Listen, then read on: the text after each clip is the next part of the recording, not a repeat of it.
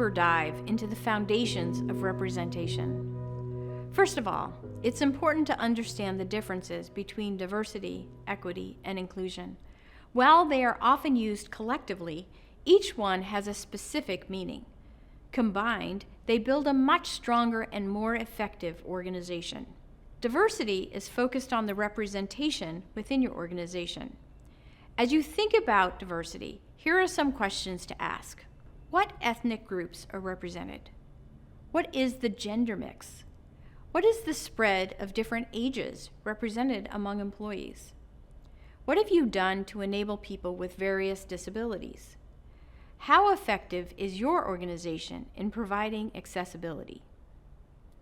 These are lenses by which you should evaluate diversity.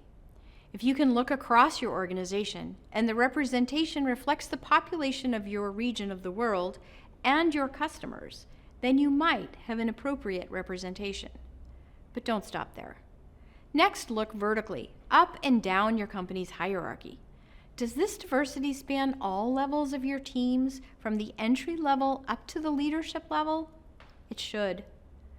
Diversity should not be limited to entry-level positions. Remember, for diversity to drive innovation, it must reach all levels of your organization. That's the objective. Now, let's look at equity. Are those who are doing similar jobs with comparable education, skills, and experience paid equitably? This is a different question than diversity. You might be surprised by the differences you find. Often candidates from different backgrounds negotiate more effectively to get better starting salaries. This can result in a disparity throughout their tenure. Another common problem is the gap in compensation between internal and external hires. Sometimes when a person is promoted within an organization, they don't receive the bump in pay someone hired from outside the organization would get. This gap can continue to exist even when both employees earn a raise. In either situation, inequity can go unnoticed. A regular review process that asks these questions can allow you to address issues of equity within your organization. Finally, let's talk about inclusion. Having diverse representation is not enough in itself if different points of view are silenced. I have experienced organizations where the leader needed to be the smartest person in the room and was very directive in how things had to be done. It might not have been said, but the feeling communicated was, my way or the highway. Have you also experienced that type of leadership?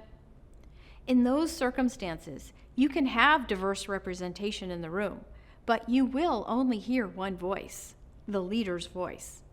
Everyone else will just fall in line because disagreement is not encouraged. When you think about inclusion, it's the difference between a choir and a solo artist. Inclusion allows for the blending and beauty of different voices so that they work together. Inclusion supports diversity by creating a culture where everyone is invited to speak up. Inclusive cultures encourage and expect people to share their perspectives, contribute to the organization on equal standing, and feel valued for their contributions. When your culture enables inclusion, people feel welcome, listened to, coached, supported, and they are recognized for their contribution. This brings out the best in people. It's not enough just to hire people with diverse backgrounds, skills, and experiences. You want that diversity to work in your favor when your teams are making decisions. You want to see problems from multiple angles and develop multiple options. When diversity works with inclusion, it affects your execution, your plans, and your desired outcomes. The multiple lenses and perspectives of inclusion light up diversity and strengthen your organization's decision-making. When you bring diversity, equity, and inclusion together, you can think of it like a dinner party. Diversity is making sure people from all backgrounds are invited. Equity is making sure everyone has an opportunity to order off the same menu. And inclusion is making sure everyone has a seat at the same table, is invited to share in the conversation, and enjoys their meal.